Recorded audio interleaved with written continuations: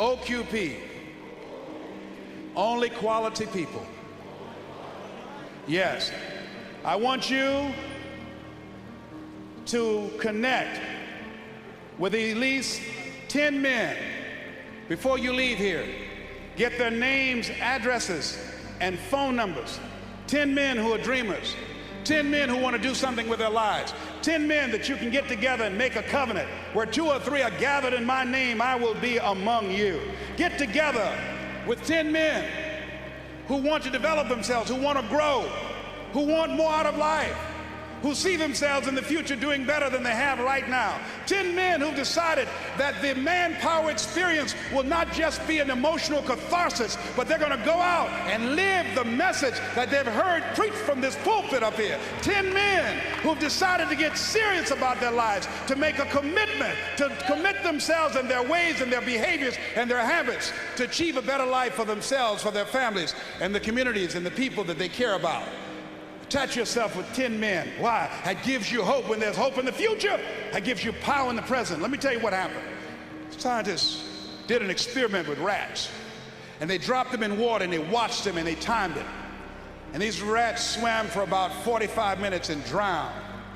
And then they put in another group of rats and they watched them, and just before they drowned, they took them out and they let them rest. Then they put in another group of rats, including the ones that had been in before and were saved. And the ones that were put in the second time swam an hour and a half longer than the group that had been put in there for the first time, with the hope and the expectation that they might be saved. Listen to me. The power of assembly, the power of relationships. One goose can fly 75% further in formation with other geese than it can ever fly by themselves. It's important. You find some men here who are serious. Oh, there are people who just came just to see. But there's some men here who are serious, who said, I'm going to change. I'll never be the same again. I want God to use me in a special kind of way. You want to find those men. See, there are 2 types of relationships.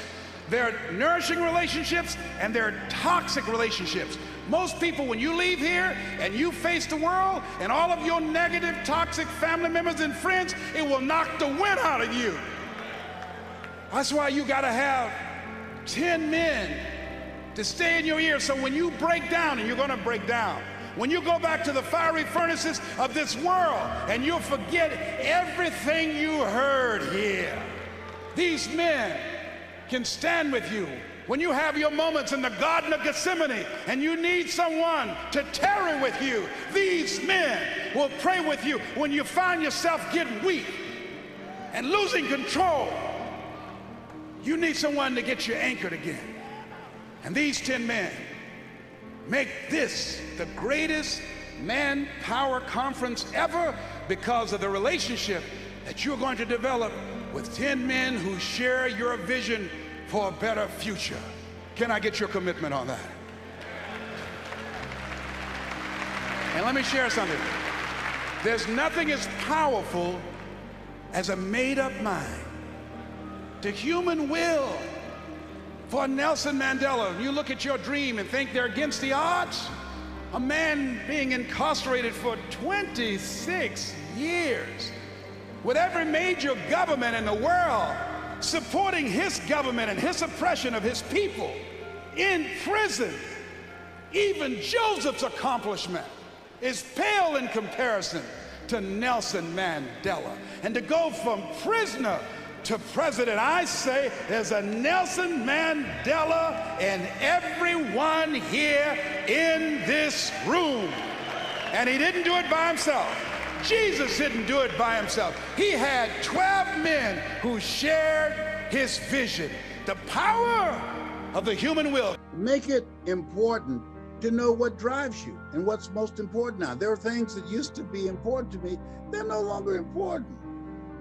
And that's why I've been doing Operation Clean Slate, getting a lot of stuff and a lot of people out of my life. I remember when I read the book, Who's the Matter with Me? I wrote down the names of the family members and friends that I communicated with most. And I asked myself the question, is this relevant? This relationship, is it productive? Is it positive? Is this relationship, does it bring the best out of me? This relationship, this energy, does it challenge me, hold me accountable to a higher standard? People rub off on you. Academy Award winner Sidney Poitier said, when you go for a walk with someone, something happens without being spoken. He said, either you adjust to their pace or they adjust to your pace. Whose pace have you adjusted to? I want you to write this down. OQP, going forward, only quality people. I do not allow myself to be in the company of people that I know more than them. Why? If you're the smartest one in the group, you need to get a new group. No. Jim Rohn said something. He said, your life is either a warning or an example. A warning of what not to do or an example of what to do.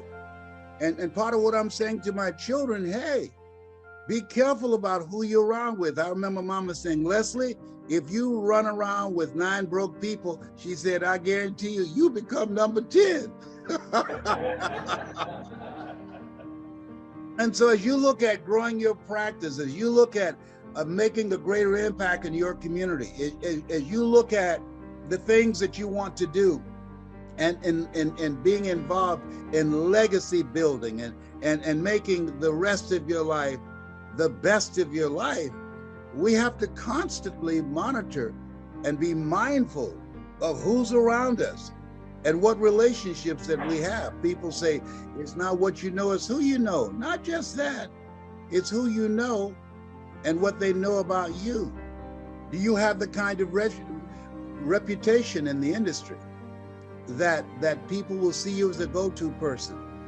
God said to Abraham, you know, I make your name great. Didn't say I'll make you a great man. I make your name great. The reason that when Fab calls me, he's a good man.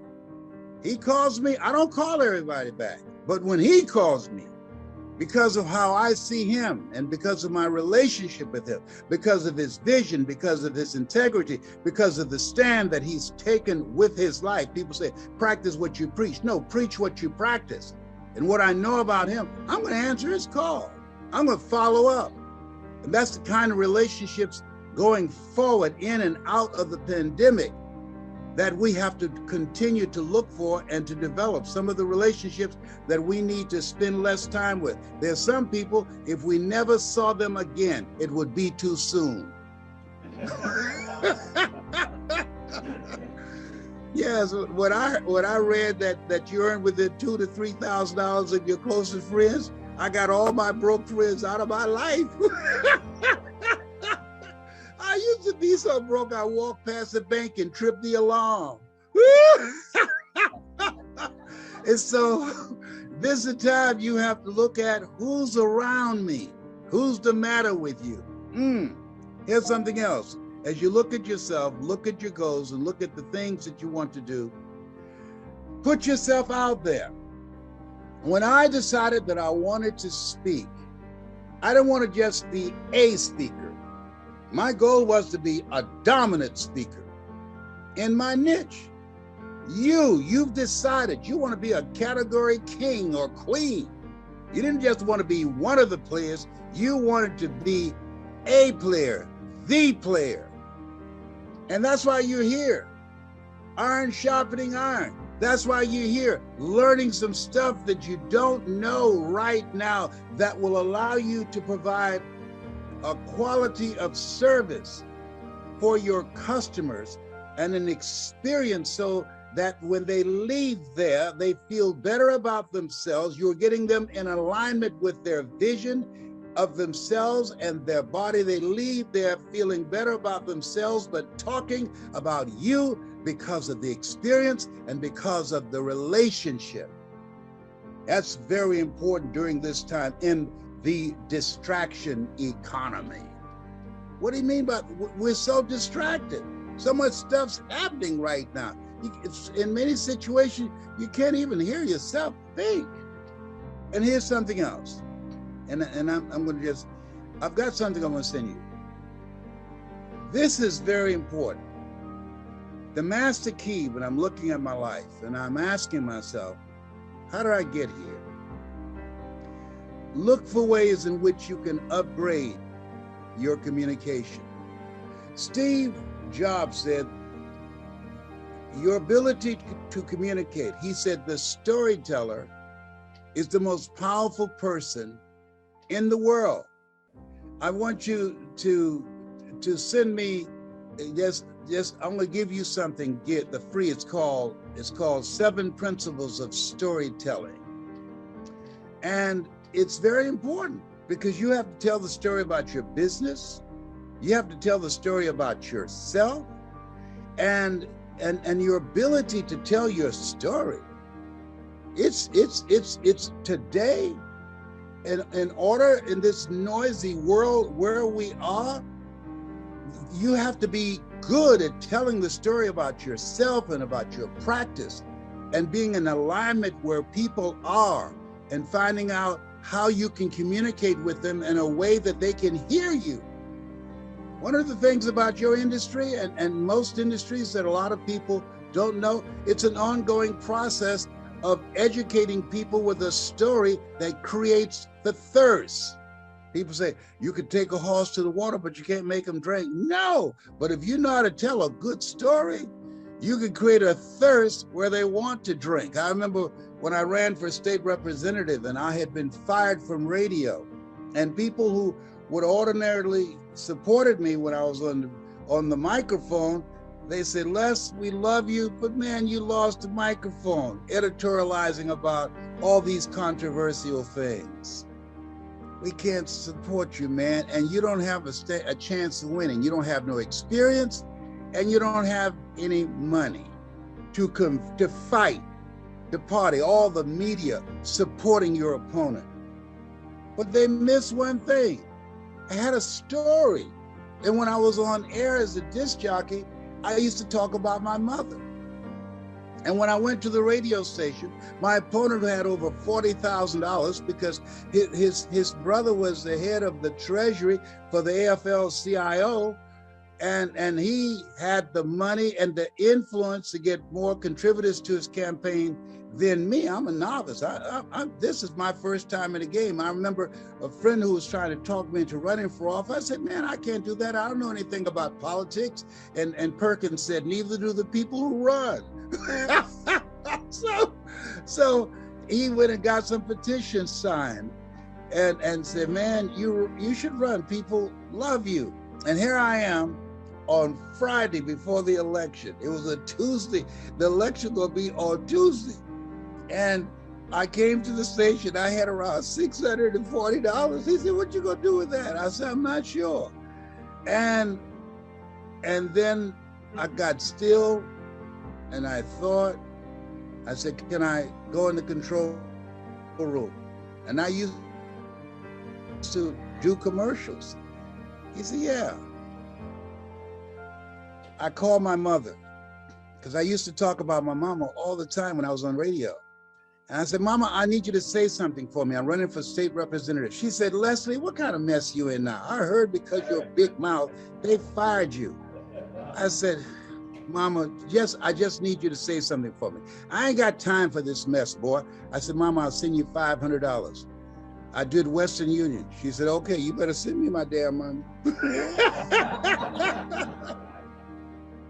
I said, okay, Mama, I'm gonna record you, but you don't have to talk long. And I played a song by Aretha Franklin called Holy, Holy, Holy, Come Together People. And then I had her say something. She said, hello, this is Mrs. Mamie Brown.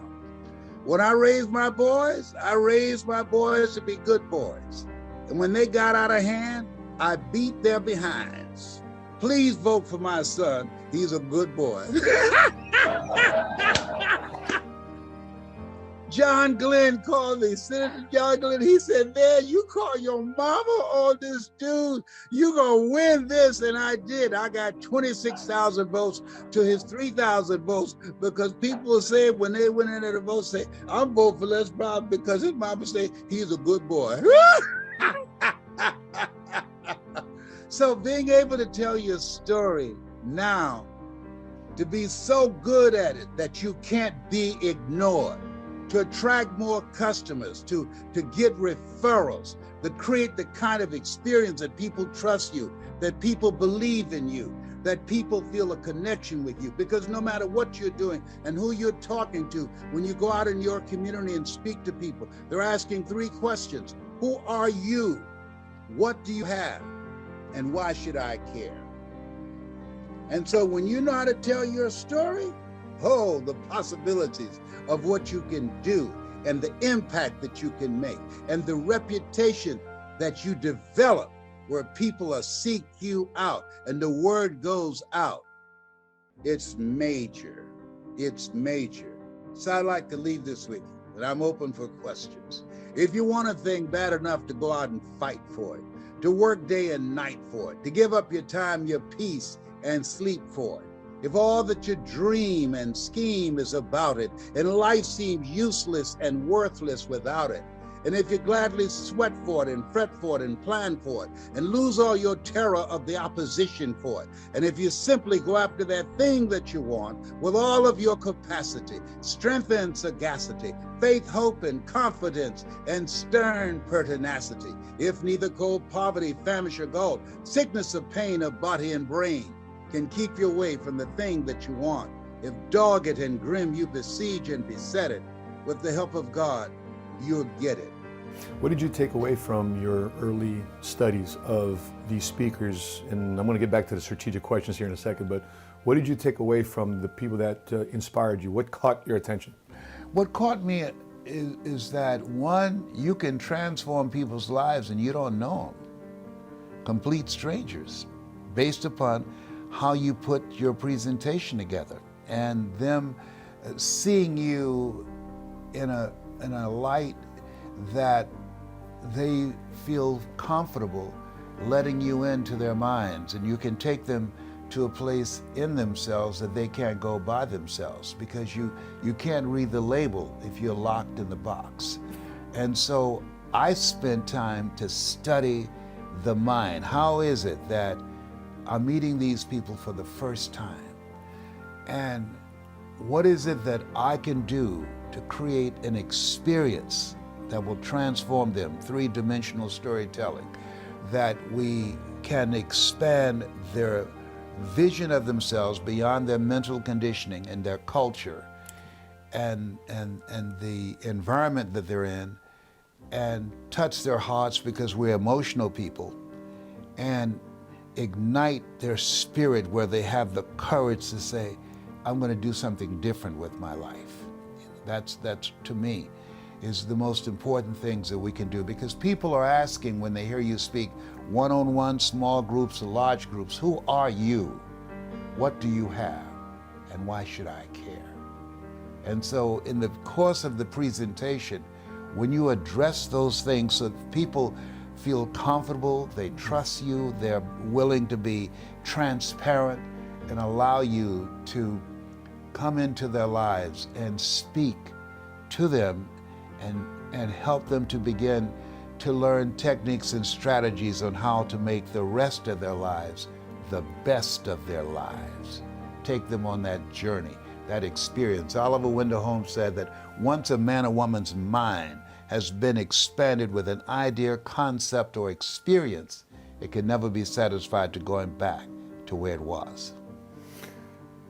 When you think about the audience that you're talking to really understand them, what are those, if you were to boil it down to maybe 3, 4, maybe 5 questions that you ask to really get to know that audience so you can deliver that, what's some of the questions you should ask from every audience before you speak to them? When you look at yourself, look at the industry, look at where you're going and the goals that you want to achieve, and hopefully they're far beyond what you achieved last year.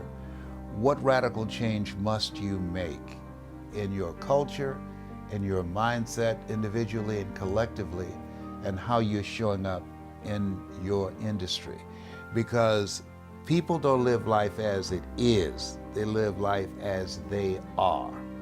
So in order to do something you've never done, you've got to become someone you've never been. So what changes are you going to make that will allow you to begin to achieve these goals that you've set for yourself? You're in this place where Einstein said that the thinking that has brought me this far has created some problems that this thinking can't solve. And so now it's about going within. Now it's about self-awareness. Who are you really? Now, how did you get here? And what will it take for you to get from here to over here? This requires at another level a new set of skills that you don't have right now. So what is it you need to do so that you can upgrade yourself? You know, we have the computer, we have to do updates, okay, to update yourself. Robert Schuller said, we either expand or we are expendable. I want to ask you, if you've ever heard my voice and it made a difference in your life, I want to see some thumbs. I know many of you have not heard me speak, but some of you have. Some of you have. And it made a difference for you. If you've ever heard my voice, someone introduced you to me, you saw something on YouTube, you saw me speak in the Georgia Dome before 80,000 people, you saw me give a speech called It's Possible, or You Deserve, or Getting Unstuck. You saw me speak at T.D. Jakes' Manpower. Some of you, I know it's got to be more of the people who've heard me than just the little numbers that covered up here now. Come on, I ain't making this up. Some of you that you heard me speak, and it made a difference. It disrupted your thinking. It inspired you. It touched you. It motivated you to keep on pushing, not to give up. Some of you saw me speaking and said, you know what? I think I'd like to do that. I like helping people. I want to do that. Some of you. Because when I came out the box, there was nobody that looked like me when I came out, because I was the only fly in the glass of milk. I remember when I set off to the company that had this infomercial with Tony Robbins, and they said, Mr. Brown, you got an inspiring story, but you black. I said, thank you very much for telling me. I never would have known that if you hadn't told me. So I knew then that Tony had the complexion of connection. I had the complexion of rejection. But I didn't let that stop me. I said, I'll see you from the top. Come on, somebody. Yeah. They didn't know what was in me. They didn't know. No, I don't have no PhD and MBA. Yes, they labeled me educable, mentally retarded, but they didn't know about that Dorothy Bell and Beulah Rucker. Gee, they didn't know about that. They didn't know about that Mamie Brown influence and impact of being unstoppable, of making a way out of no way. They didn't know what God had chosen for me. He said, I'll be your infomercial. Come on. It ain't gonna cost you millions of dollars. All you need to do is do my work. See, life is God's gift to us, and how we live our lives is our gift to God. And if you want to make your life a gift even more than what you've done thus far, I want you to go to lesbrown.com. Those of you that do it today, that sign up today, I got something for you. I'm going to send you some material that you can't get online, and I'm going to give you some personal time with me, because what came to my mind, he said, feed my sheep. People need to be fed now. Hope, love, initiative, ambition, drive, hunger. Yeah. Some of you can hear me in your heart. Some of you know what I'm talking about. And I'm looking to build a community, global community of people who want to make a difference, people who want to leave a legacy, people who want to build a dynasty, people who want to live a life of impact. Yes, I'm back in Miami. Between Miami and Gainesville, Georgia, where my parents are from. Let the record show. In Liberty City, I'm going to Overtown this afternoon when it gets a little cooler. Take some pictures. But you know, I'm sure there's some people saying, I can't believe Leslie left here many years ago. I don't even know how many years it's been. And look what he's done with his life. What he was teaching our children. Look what he's done with his life, the youth program that they stopped him from doing, teaching our kids how to become successful. And he turned down $100,000, said, no, I don't need your money. I'm going to go and using what I was teaching our kids, I will demonstrate with my life. I'm going to earn $1 million in 5 years. Now, he did it in 3.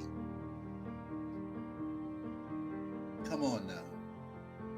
And I still got the fire in my belly. Some of those kids got my name on them. Yeah. No, I'm not going to give them up to all of this insanity that's out here now. No, some of these pants going to be pulled up. I'm a virus killer, HIV, hood-infected virus, AIDS, addiction to incarceration, and death syndrome. I'm killing those viruses. And I'm looking for some people who want to tell their story, who want to learn, who want to join me in making an impact with our kids. They're 40% of our population, but they're 100% of our future. I'm not waiting for someone else to come in and rescue our kids. I'm going to do what I can. I'm going to do what Miles Monroe said. Live full and die empty. Hey Les, I had the honor of going to breakfast with him and Evan this morning, you know, and a lot of people have talked about, you know, his audio, you know, and my favorite people to listen to are people whose audio matches their video, right? Like who they're being. And one thing that stood out, there were people who we were leaving, they wouldn't let them leave, just come up to him, and I just watched. And I watched how you treated people. And when you talk about coming from the heart reaches the heart, you know, it really occurred to me that you make the people you're with feel like they're the most important person in the room. And that was such a great, I just want to acknowledge you for that, because it was more powerful than anything you said. And he was dropping jewels, y'all. He was dropping jewels. But like, it was really a great example of how like your audio matching your video of really making a difference. And I want to thank you. Thank you. I say to speakers, who you are when you don't have the microphone, That's right. is more important when you have it. Because you can tell a lot about a person's character based upon how they treat people that they consider unimportant. That's right. Okay? But there's something here that this place where we are in history, we're here for a reason. And we were preserved for such a time as this. A friend of mine's, he went out to walk with his dog. And he came back, and his wife, who had left in the house, who was working on the computer, was slumped, boom, dead, fell forward on the computer. So there are things that many times we take for granted. We're still here. And I believe that you were chosen. As much as you have chosen this work, You were chosen for this work. There's some of you that there are people in your world, they really don't know you, even though they might be family or close. There's a story in the Bible where they said Jesus came to town and this lady who was physically afflicted, she said, "Lord, have mercy on me." And the next line said, he saw her. There's some people, when you have a big dream, they don't see you. They can't see you doing that. All my family members and friends, none of them saw this Les Brown. They didn't see, but this Mike Williams, who's like you, he saw me. And I was so grateful that he saw me. I talked to him yesterday and said, I can't thank you enough that you saw me and you called me out. And I say to you, those of you that are here, things don't just happen. They happen just. I'm just telling you what I know. I'm 78 years old. I've been on the planet, 78 years young. I've been on the planet for a long time. You have a calling. Most people die at age 25 and don't get buried until they're 65. There's something in you that say, I can do more. Socrates said, a man's reach is to supersede his grasp, or what are the heavens for? There's something in you saying, I'm not going to settle for where I am. I want to do something else with my life. I need to be around some people who think like me and have this expanded vision of making a greater impact. I know that there's something in me, and I'm going to rob the cemetery of the gift that God has placed in me. Life is God's gift to us, and how we live our lives is our gift to God. And I want to make my gift an extraordinary gift. There's something in you that keeps you up at night, that won't let you settle for a life of mediocrity. That's my story, and I'm sticking to it. So let me share with you what I'm doing. I'm back. I'm starting the Les Brown Leadership Entrepreneurial Institute, teaching our young people how to go into business for themselves, teaching them how to become entrepreneurs, giving them a larger vision of themselves, letting them know that you don't live life as it is, you live life as you are. As a man thinketh in his heart, so is he. Transforming their mindset, teaching them the skill set that's required in this new economy of accelerated change, overwhelming complexity, and tremendous competition. Letting them know that this is a time where you have to learn, you have to unlearn, learn, and relearn. Unlearn the way that you've been operating and thinking and behaving. And you must relearn, because things are constantly changing. And so my vision has been, and I did it in Washington, D.C. and in Chicago, training kids and their parents and relatives together. I'm going to do it. I'm getting ready for 2023. And I want, if you believe as I believe, what you're about to see is something that has value. I want to see some fire. You know, as I was watching that, they used a law that they used to investigate the mafia, to investigate me. And they said I had sloppy bookkeeping because the city gave me $100,000 to train youth, and I spent $125,000. I spent $25,000 of my own money. And they asked, where'd you get it from? None of your business, it's my money. And I chose not to turn any kids away. And I used my own money. I put my money where my mouth was. But they used the mafia law. Now, is there anything harmful that you saw in that video that would require that they use a mafia law? And the mafia law is is a law that's, I think it's called the Miko. I'm not sure what it is, but it's someone knows out there. But what it says is that they asked, that Mamie Harold they asked Janet Reno, what has he done wrong? And she said, oh, nothing, but we're just investigating him to see if he's done anything wrong. Wow. Wow. What was wrong in their view? When you're empowering our youth, as long as they're using filthy language and shaking their behinds and acting ignorant, it's okay. That's not any threat to society. But when they have goals and dreams and visions of themselves in the future, and when they're articulate and can express themselves, now that's a threat. Now the person, whoever's doing that, that's a threat. We need to investigate him. And that's what they did to me. And I thanked them for it.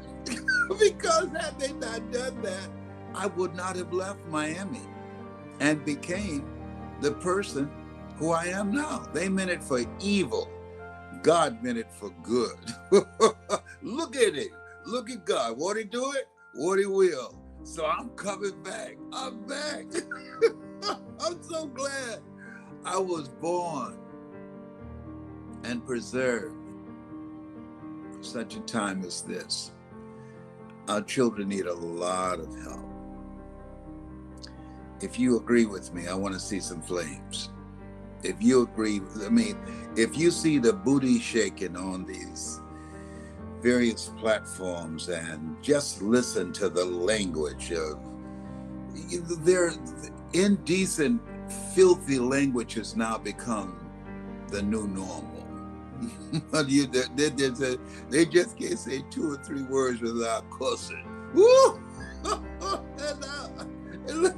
I mean, it's in the beginning was the Word, and the Word was God. If you believe as I believe, that we need to create a movement to capture our kids' minds from these tablets, from the images that they see of themselves throughout all the platforms in the internet. There are algorithms that's been created in China. They teach and train their kids to become entrepreneurs, how to think, become critical thinkers, how to build businesses, how to invest in themselves and prepare them for the future. And the algorithms through those same platforms in the United States, totally opposite, corrupt their thinking, negative images, a blurred vision, no sense of purpose and direction. However, there's no algorithm between you and I. If you believe as I believe, and I want to see some flames, what you just saw has some value and can make a difference in our kids' lives. Many of those kids now see them and they said, you changed my life. To God be the glory. Do I have any flames coming up, Calvin? No, I'm talking about on your phone. You're not even looking. Excuse me. He's not even paying any attention to where I am.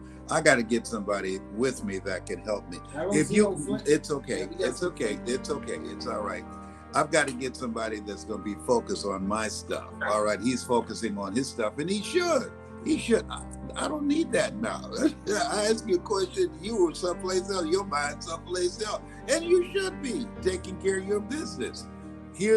If you believe as I believe, if you believe that we need to be on point and mean business and developing our children and helping them to reinvent themselves and get a larger vision of themselves beyond the current culture that is designed to deny them, to demonize them, to destroy them, and to help them begin to get a vision of them living a different kind of life. If you believe that, I want to see some thumbs up or some flames up in here. November the 11th through the 13th, I'm going to be teaching and sharing with people some of the things that we use in the Les Brown leadership and entrepreneurial Institute, sponsored by the Greatness Center. We will not have any government funding. And those of you that believe in what I'm doing, I'm open to your helping us. I want parents to come with their children, to be involved. We have to change a whole household, the parents and the kids. And I've had parents in training and they loved it. Something you said is key, that in order to have harmony in a relationship, you have to have a maintenance strategy. And at the top of the list of that strategy is what you said. You got to put in the time. But there's something else that's key, and I want to ask you about this, Rabbi Yossi. I took my daughter Samaya out to the park, and she was going up the steps of a sliding board. And as she got up to the top, she said, "Daddy." And I said, "What is it, baby?" She asked me, "Where are you?" I said, "I'm right here with you." She said, "Oh." And then she went down the slide. And what she knew, that my mind had gone someplace else, she observed that.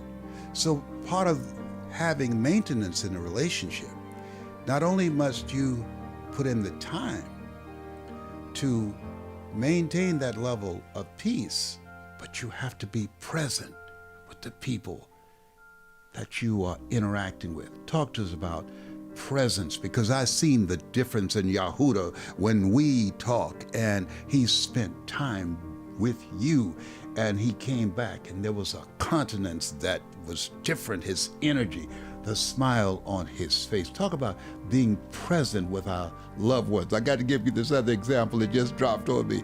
This family, this couple had been married a long time, and she was going past her husband and she stopped him and she said, "Where is he?"